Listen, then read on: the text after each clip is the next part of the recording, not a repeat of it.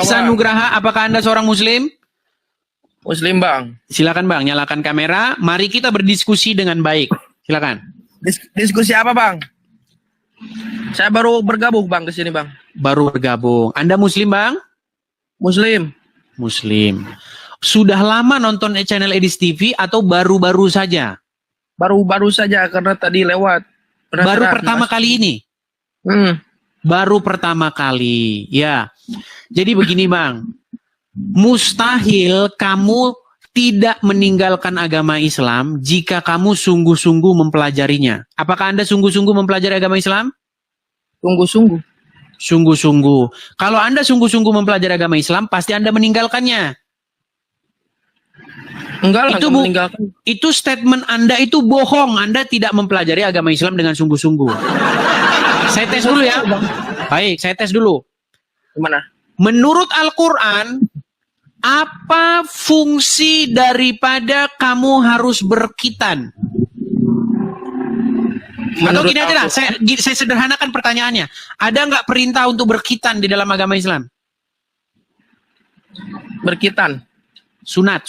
Banyak orang nggak tahu khitan. Sunat. Ada perintah sunat dalam Al-Quran? Mungkin saya itu bukannya gak ada atau adanya, cuman saya belum tahu perihal itu. Tahu. Barusan Anda tadi bilang Anda sungguh-sungguh mempelajari agama Islam nggak? Iya. Ini bohong ya kan? Bang. Makanya saya bilang, sungguh Anda berada di dalam kebohongan yang nyata. Tadi saja Anda baru ngomong begini. Tadi itu Anda mau ngomong begini. Saya ini tidak begitu memahami agama Islam. Cuman Anda pelintir. Anda rubah omongan Anda itu kan? Saya tahu isi pikiran Anda. Saya tahu isi pikiranmu. Yang lain, coba kasih yang lain. Tatap mata saya. Bang Ihsan, begini Bang ya. Kalau Anda jujur, Anda pasti akan mengatakan, Bang Edis, saya ini awam, saya ini tidak belajar agama Islam dengan sungguh-sungguh. Itu baru jawaban yang jujur, betul? Betul. Betul nggak? Betul, memang saya ini orang awam, Bang. Iya. Saya lagi belajar, lagi mencari kebenaran.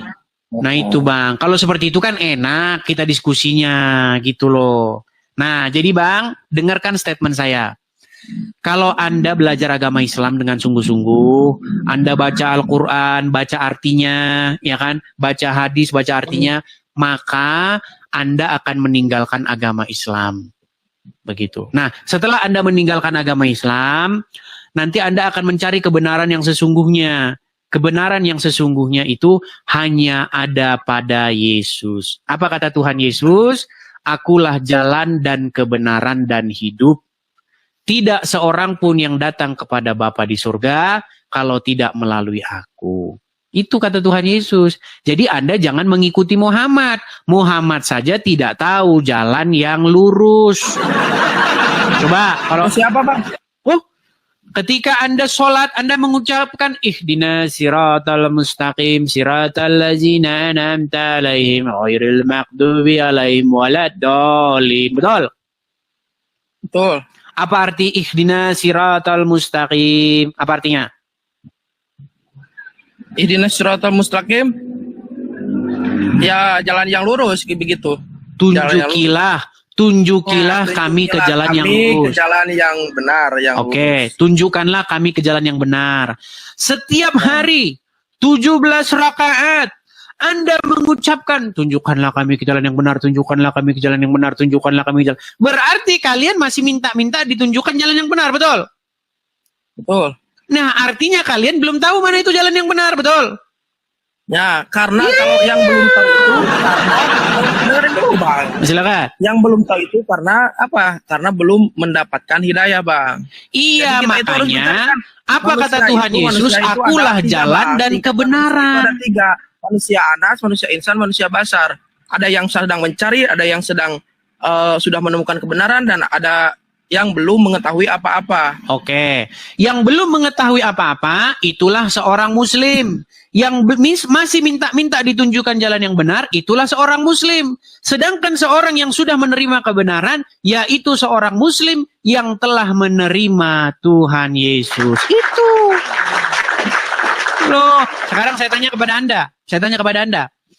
Apakah Al-Quran memerintahkan untuk beriman kepada Injil? Beriman kepada kitab-kitab, beriman. Oke, disuruh nggak beriman kepada Injil? Kepada Injil. Kan? Mereka alergi mendengar Injil, alergi. Injil, nggak mau, Injil. Padahal Al-Quran memerintahkan, berimanlah kamu kepada kitab-kitab yang sebelumnya, yakni Taurat dan Injil. Di dalamnya terdapat petunjuk dan cahaya. Betul?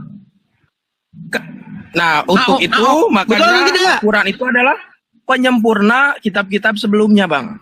Baik, kalau Anda katakan Al-Quran penyempurna kitab-kitab sebelumnya, sekarang saya tanya, menurut Al-Quran, apa gunanya seorang muslim itu berkitan? Yang pertama mungkin untuk mensucikan. Mana ayatnya? Membersihkan. Mana ayatnya? Ayatnya mana? Ayatnya, tunggu dulu, Bang. Anda cari sampai ayam tumbuh gigi, tidak bakal ada perintah sunat di dalam Al-Quran. Saya ini adalah orang yang sudah khatam Al-Quran lebih dari 100 kali. Bahkan tidak ada seorang muslim pun di bawah kolong langit ini yang lebih mengerti Al-Quran daripada saya. Di dalam Al-Quran tidak pernah ada kata kitan. Kalau Anda punya Al-Quran digital, ya, ketik saja kata kitan di situ. Tidak ditemukan. Nggak ditemukan. Anda kalau ketik Al-Quran, ketik edisi Dabutar, tidak bakal ditemukan di situ. Ketik Nugraha, tidak bakal ketemu. Ketik Kitan, tidak bakal ketemu. Tapi kalau Anda ketik Injil, ketemu. Taurat, ketemu. Apa kata Al-Quran? Berimanlah kamu kepada kitab-kitab sebelumnya, yaitu Taurat dan Injil. Tapi umat muslim sekarang, kalau baca Al-Quran, tidak dibaca artinya. Yang dibaca Arab-Arabnya doang.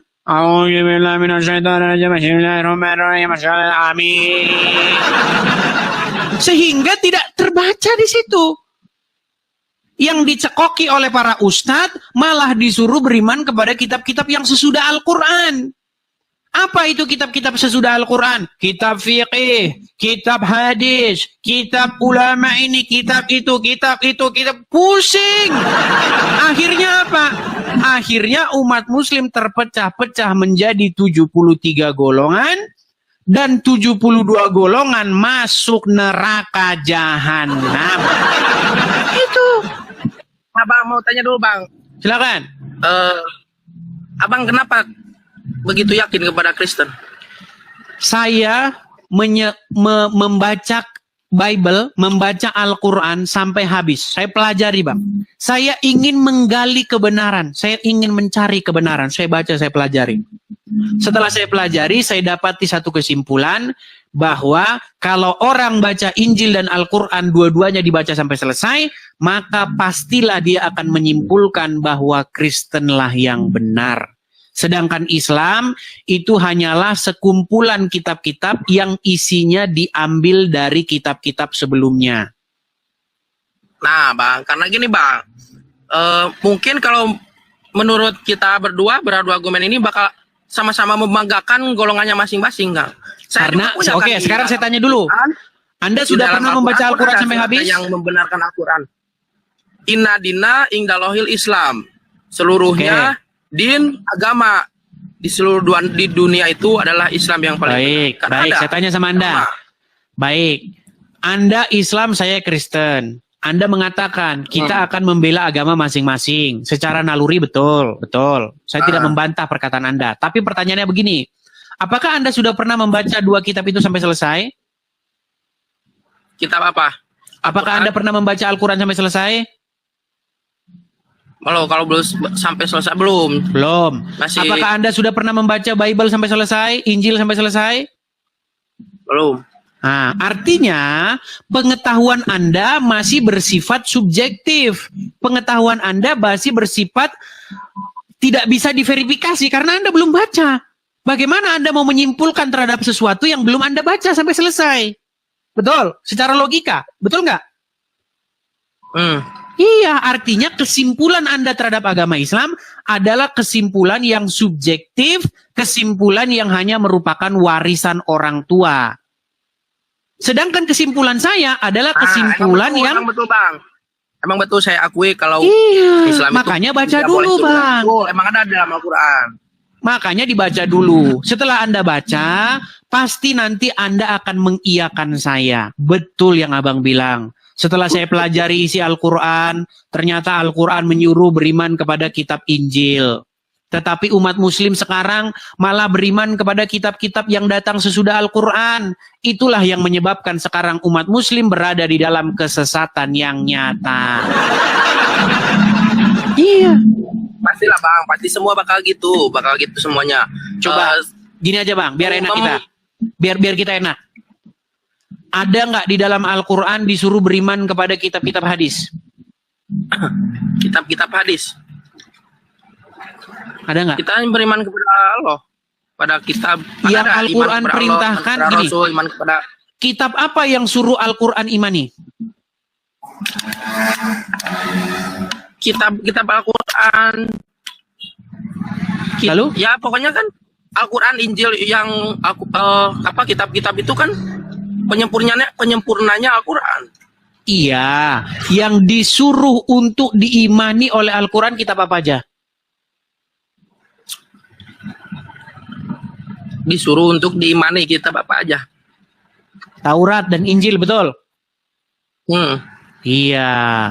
Ketika Anda ingin mengimani Al-Quran, Anda harus mengimani Taurat dan Injil juga. Tetapi yang terjadi sekarang ini, umat muslim tidak beriman kepada Taurat dan Injil.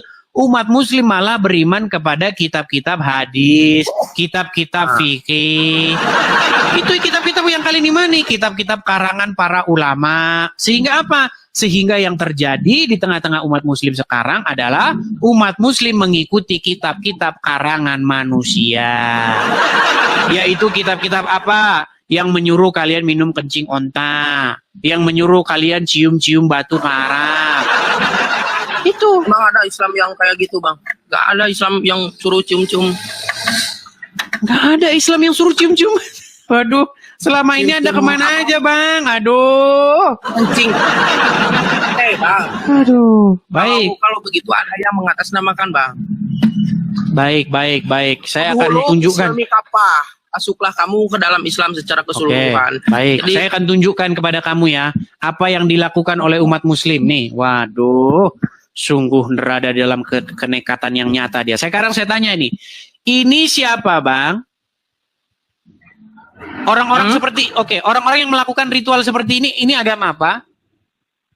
Islam. Ngapain mereka ini? Ya, itu kan suatu kewajiban bagi umat Islam untuk. Iya, yang menyuruh.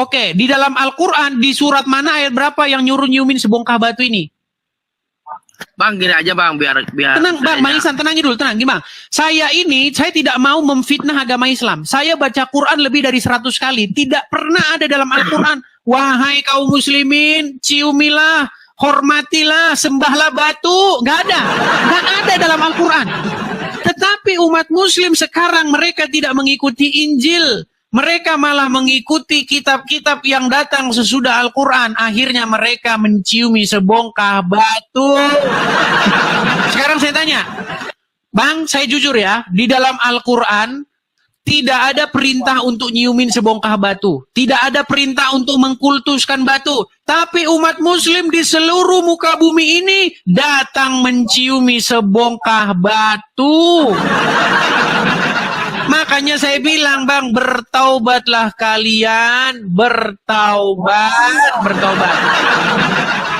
Giliran saya suruh bertaubat, kalian tidak mau. Kalian bilang saya penistaan agama. Gini aja bang, ntar saya naik lagi. Saya mau pulang dulu. Ini mau tutup toko dulu biar Bahkan Anda bang, kalau Anda Islam, oke. Bahkan kalau Anda Islam, Anda tidak boleh kerja di malam hari. Nggak boleh. Karena Al-Quran berkata, malam diciptakan untuk istirahat, siang diciptakan untuk mencari nafkah. Ada ayatnya. Makanya saya bilang, Bang, kalau Anda sungguh-sungguh belajar Al-Quran, belajar hadis, Anda akan meninggalkannya. Pesan saya terakhir aja, Bang. Ini pesan saya, sebentar. Bang, pesan saya yang terakhir begini. Gini, pesan saya yang terakhir begini. Saya yang sudah mempelajari Al-Quran, sudah mempelajari hadis, sudah mempelajari Injil, mempelajari Taurat, saya mau pesan kepada Anda. Tinggalkanlah Islam dan datanglah kepada Tuhan Yesus. Jangan ikuti orang yang ada di kuburan. Itu pesan saya. Ya, jadi apa kata Tuhan Yesus? Akulah jalan dan... kuburan itu apa bang? Sekarang saya tanya, Anda pengikut Muhammad nggak? Pengikut Muhammad. Muhammad ada di kuburan nggak? Di kuburan. Berarti Anda pengikut orang dalam kubur nggak? Tapi yang dimaksud pengikut Nah, mulailah. Bang, sekarang saya tanya, apakah Muhammad pemimpinmu? Sejarahnya. Sebentar bang, apakah Muhammad pemimpinmu? Yang diikuti itu maksudnya bukan mengikuti itunya. Iya, oke gini aja lah. Gini aja. Apakah Muhammad itu pemimpinmu? Iya. Oke, apakah Muhammad di dalam kubur? Hah? Apakah Muhammad di dalam kubur? Iya. Oke, berarti Anda dipimpin oleh orang dalam kubur, betul? Iya. Iya. Sedangkan tenang, biar saya selesaikan. Sedangkan kekristenan tidak menyerahkan dirinya dipimpin oleh orang dalam kubur. Kami Kristen karena kami dipimpin oleh Yesus yang hidup. Kami tidak menyerahkan diri kami dipimpin oleh orang mati, dipimpin oleh kebinasaan. Sementara kalian menyerahkan diri kalian, jiwa raga kalian serahkan kepada Muhammad. Kalian dipimpin oleh orang mati dalam kubur.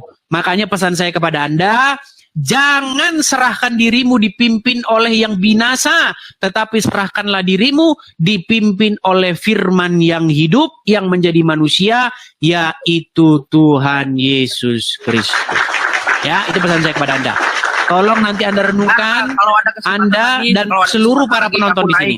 Ntar udah tutup toko ini, oke? Baik. Gitu ya. Aku bikin hukum Waliadin.